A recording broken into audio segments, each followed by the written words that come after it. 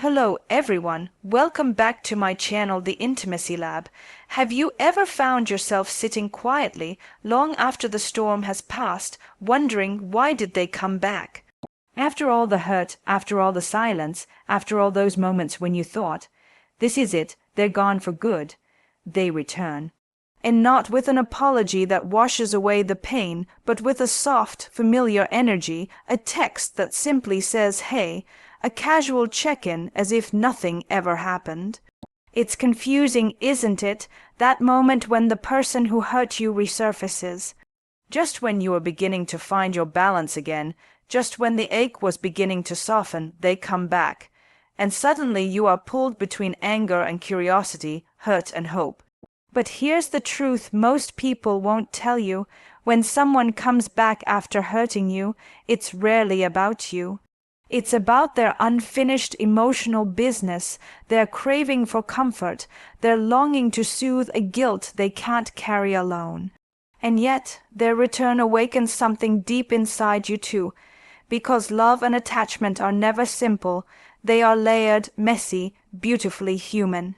So, in this conversation today, we're going to unpack this very human phenomenon.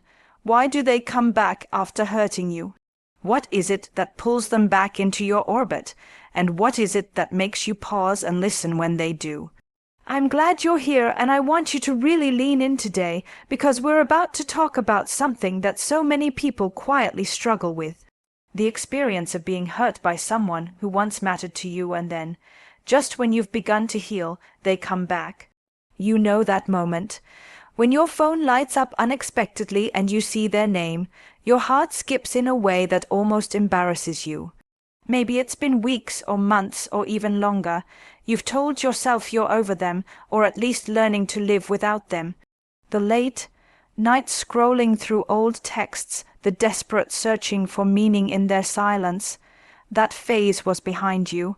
And yet here they are again, reaching into your life with a casual "how have you been?" or "I was just thinking about you." Why does this happen? Why do they come back after they've hurt you, after they've left you with questions you never got answers to?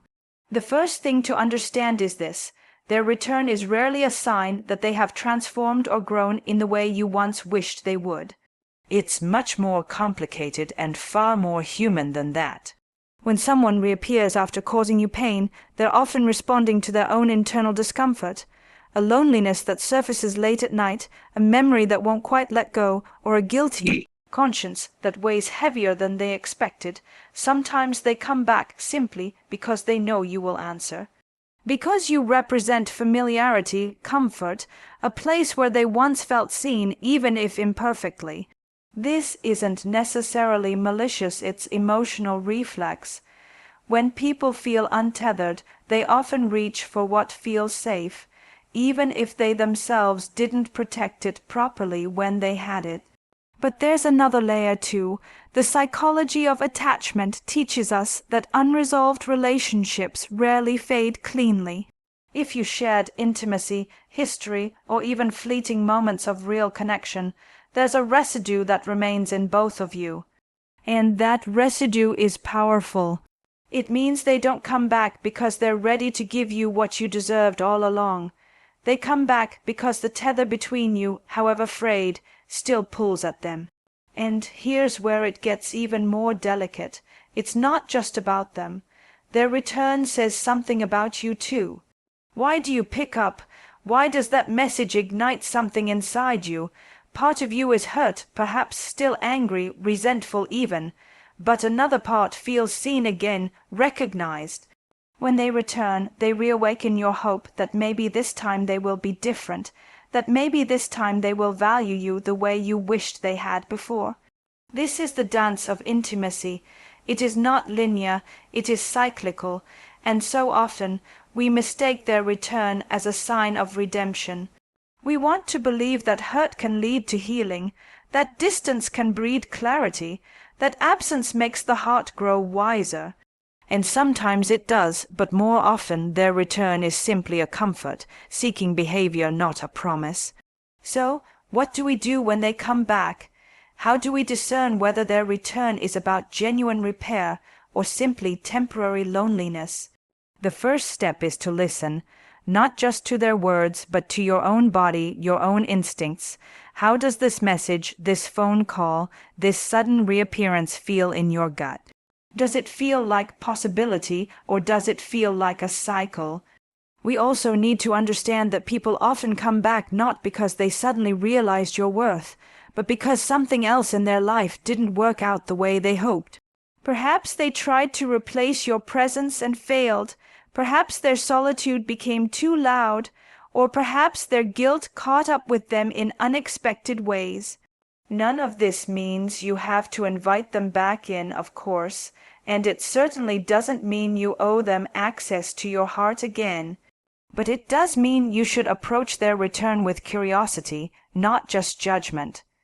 What is it that they're really seeking in coming back? Is it resolution? Is it comfort? Is it redemption or just distraction? The key, my friends, is to hold your power while you explore these questions. You can observe their return without surrendering your progress. You can listen without conceding. And most importantly, you can choose what happens next.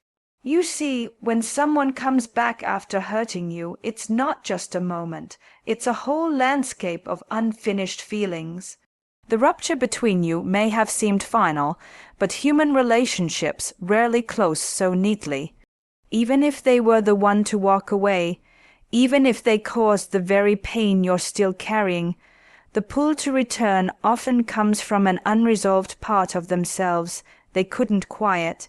Sometimes their return isn't about love at all, it's about longing for familiarity.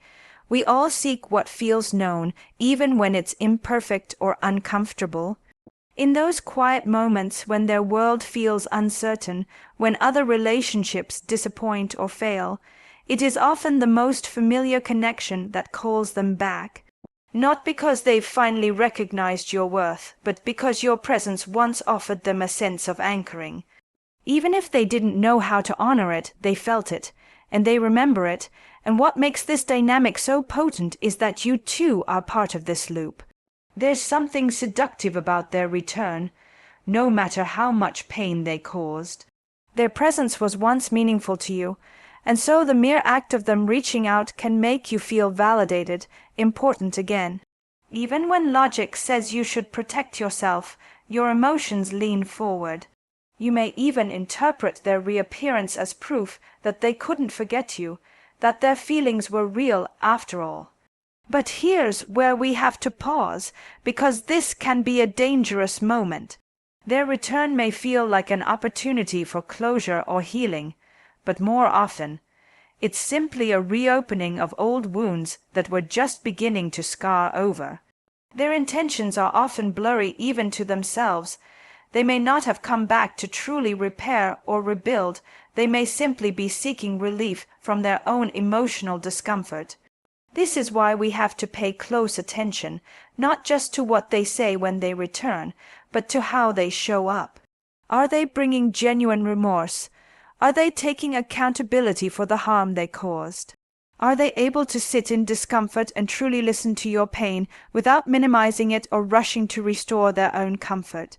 Or are they skimming the surface, hoping to bypass the difficult conversations altogether? You will know the difference not just in their words, but in the way your own body responds. If their presence feels soothing but confusing, comforting but unresolved, that's your intuition asking for your attention. Another common reason they come back is tied to guilt. Guilt is a heavy companion, especially for those who know deep down they hurt someone who didn't deserve it. But guilt doesn't always inspire genuine repair. It can also inspire quick fixes. They may come back hoping that a friendly check-in, a casual conversation, will ease their own conscience. They want to know you're okay so they can feel okay, but that's not about your healing, it's about theirs. It's essential to ask yourself, do they return ready to meet you as the person you are now, or are they coming back to ease their own mind, without doing the real work of healing what was broken? And equally important, are you still holding a part of yourself hostage to the hope that they'll finally give you what they couldn't before? There's a difference between someone returning because they have done the inner work to truly value and respect you, and someone returning because they miss the feeling of being close to you. Missing you and valuing you are not the same thing. The return often happens at a delicate time too, when you're just starting to feel lighter, when your heart has begun to make space for peace again. It's as if they sense your detachment, and their return is almost a way to pull you back into the emotional gravity of the relationship. This is why it's so critical to stay conscious in that moment. Just because they come back doesn't mean you need to reopen the door. You can meet their return with compassion, but also boundaries. Compassion means you can understand that their return is coming from a human place, loneliness, regret, confusion, but boundaries mean you honor your own healing first. You get to decide whether their return aligns with the version of yourself you are trying to become.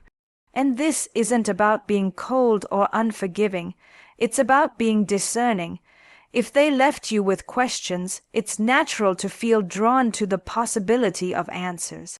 But you must ask, will their return truly offer answers, or will it simply deepen the questions?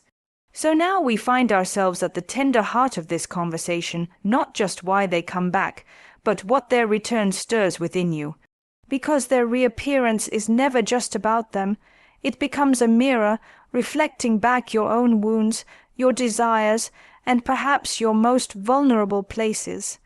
Often, when they return, we don't just see the person standing before us, we see the story we told ourselves about them, the potential we believed they carried, the love we hoped they could give if only the circumstances had been different. And so, when they reach out, even with the simplest message, it reactivates that old narrative, maybe this time. Maybe this time they'll be ready, maybe this time they'll choose me fully, maybe this time they'll understand how deeply they hurt me and finally honor me the way I wished they would. But the question we must ask ourselves gently and honestly is this: what has really changed? Has this person done the inner work necessary to return with greater clarity, maturity, and respect?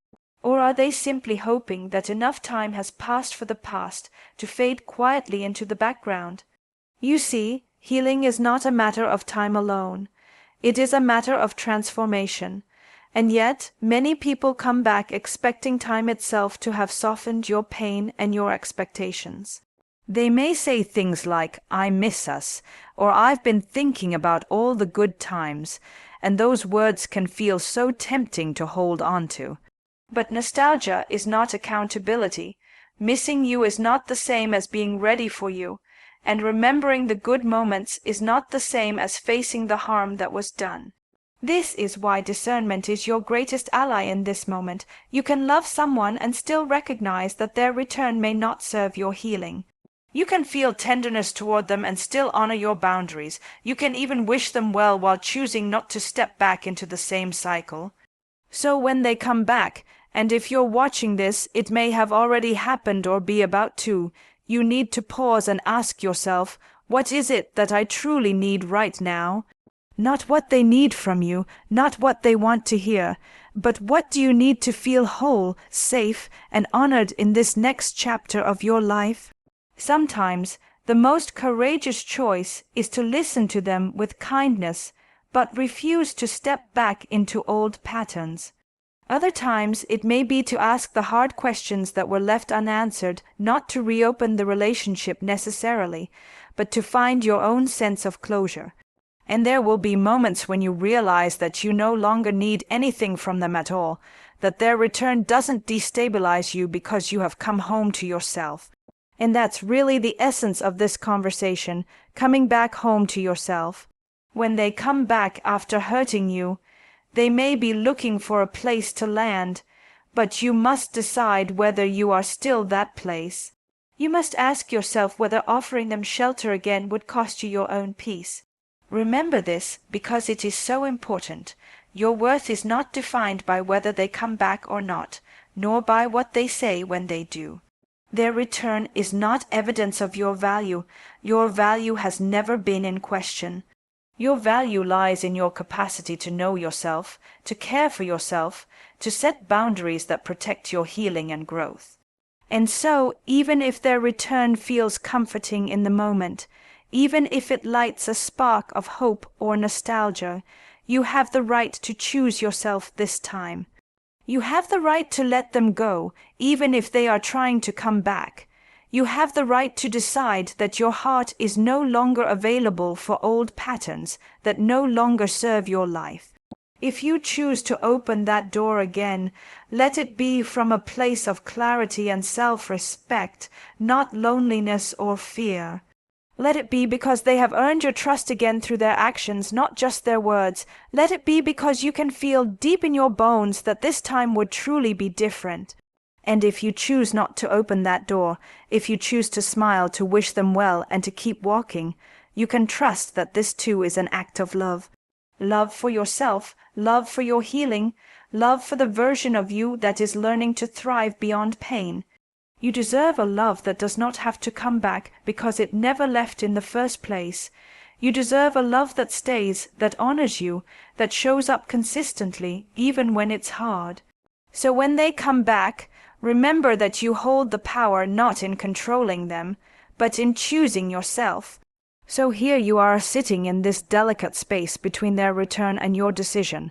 It's such a tender moment, isn't it? The truth is, when they come back after hurting you, they aren't just knocking on your door, they're knocking on your memory, on your history, on the parts of you that still ache and still hope. You can feel the weight of the unspoken in that moment, all the things you never said, all the forgiveness you may have tried to offer yourself, even when they never asked for it. All the ways your heart still remembers not just the hurt, but also the closeness, the warmth, the moments that felt so safe before they didn't. And it's okay that this feels complicated. Love, attachment, intimacy, they are not tidy emotions. They weave together joy and pain, tenderness and betrayal, hope and grief. So if you feel pulled in different directions, that doesn't mean you are weak. It means you are human. But in this moment, what matters most is not their guilt or their longing or their regret. It's your clarity, your peace, your sense of wholeness, because you deserve a love that doesn't confuse you, a love that doesn't disappear when it's hard, a love that doesn't return only when it's convenient.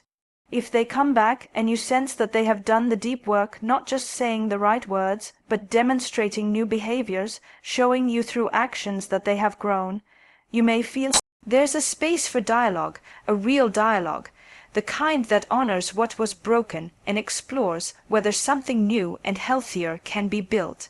But if they return just as they left, still ambiguous, still unwilling to name and hold the harm they caused, still reaching for your comfort without offering their own accountability, you can walk away gently without bitterness.